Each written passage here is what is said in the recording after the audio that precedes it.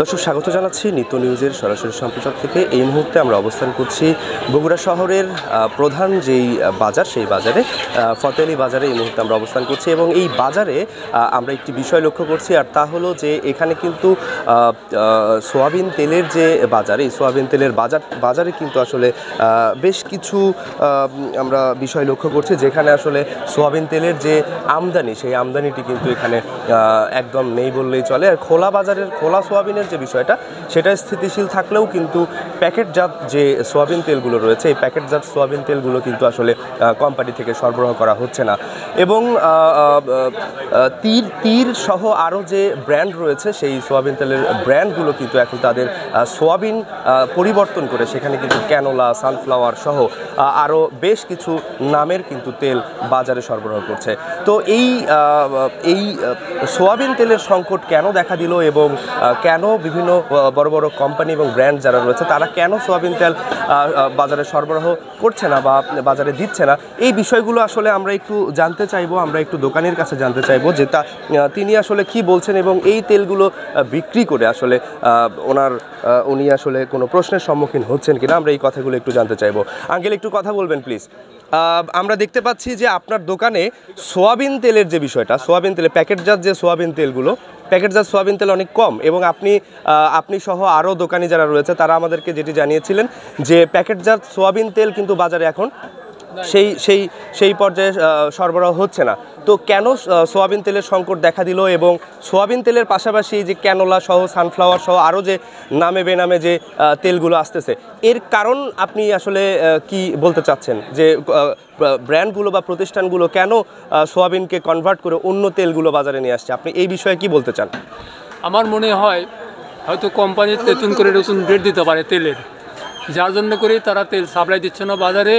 আর দ্বিতীয়ত কোনো কোম্পানি তেল দিচ্ছে না মার্কেটে, যার জন্যই বাজারে তেলের সংকট দেখা দিচ্ছে। আর বিশেষ করে তীর কোম্পানির যেটা তেল, ক্যানোলা অয়েল, এরাই মোটামুটিভাবে একটু সাপ্লাই দিচ্ছে, তাছাড়া কোনো কোম্পানির তেল বাজারে নাই বললেই চলে, যার জন্য বাজারের চাহিদা তারা তেলে মিটাতে পারছে না বাজারে বৃদ্ধি। আচ্ছা, আর ভোক্তা যারা আসতেছেন, ক্রেতা যারা আসতেছেন, তারা যখন সোয়াবিন তেল আপনার কাছ থেকে চাচ্ছে, তখন আপনি আসলে তাদেরকে কি বুঝাচ্ছেন বা তাদেরকে আপনি কি পরামর্শ দিচ্ছেন? আমরা বলি হয়তো তাদের খোলা তেল নিয়ে যান, যেহেতু প্যাকেট নাই বাজারে, আপনি খোলা তেল নেন। খোলা তেল 190 টাকা কেজি দরে বিক্রি হচ্ছে। ওনারা বলে তাহলে বোতল, আমরা তো বোতল তো আনি নেই, তাহলে বোতল ছাড়া তো তেল দেওয়া সম্ভব না, এই জন্যই তাদের কাছে একটু সমস্যা হচ্ছে আর কি। এই ক্যানোলা তেল, সানফ্লাওয়ার তেল যেগুলো রয়েছে, এগুলো আপনি কত দামে বিক্রি করছেন? ক্যানোলা বর্তমানে এখন 480 টাকা রেট দিচ্ছে সরকার, কোম্পানি, এই হিসেবে বিক্রি হচ্ছে গায়ে রেটিং, তাহলে আমাদের কেনাই পরে একটু বেশি দামে।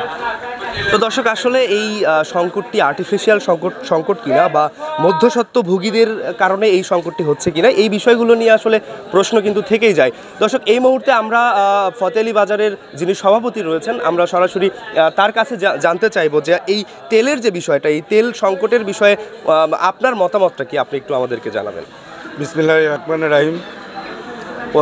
মানে সোয়াবিন তেলের ক্রাইসিসটা দেখা দিচ্ছে মিনিমাম নভেম্বর ফার্স্ট উইক থেকে। এই তেলটা মানে প্রতিটা কোম্পানি তেলের মানে ডিও কাটে নিয়ে যায়, কিন্তু তেল সাপ্লাই দেয় না।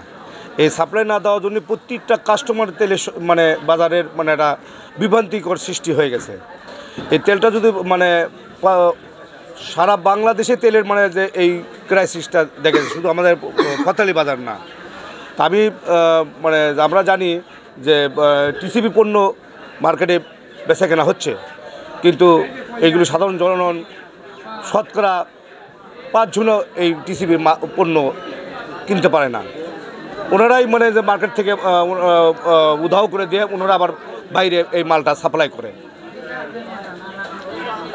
তো তাতে করে কি আসলে আপনি কি মনে করেন যে ভোক্তা যারা রয়েছে, ক্রেতা যারা রয়েছে, তারা তো একটা বিভ্রান্তির মধ্যে পড়ছে? যেমন এই সোয়াবিন তেল কিনতে এসে কেউ একজন সানফ্লাওয়ার নিয়ে যাচ্ছে, সোয়াবিন তেল কিনতে এসে কেউ একজন ক্যানোলা নিয়ে যাচ্ছে।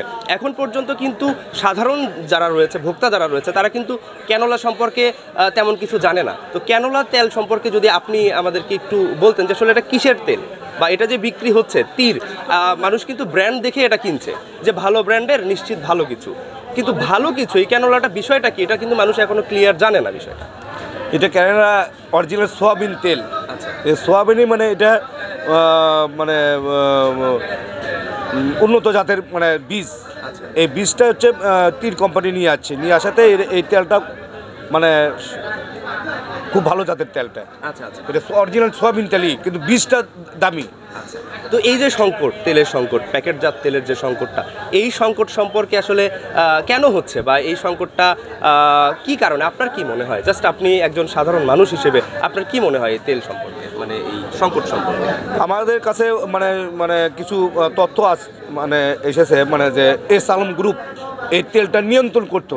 এই সয়াবিন তেল, সুপার পাম অয়েল, সুগার মানে চিনি, এইগুলি মানে এস আলম গ্রুপ মানে নিয়ন্ত্রণ করতো। এই এস আলম গ্রুপ চলে যাওয়াতে এই তেলের সংকটটা দেখা দিচ্ছে।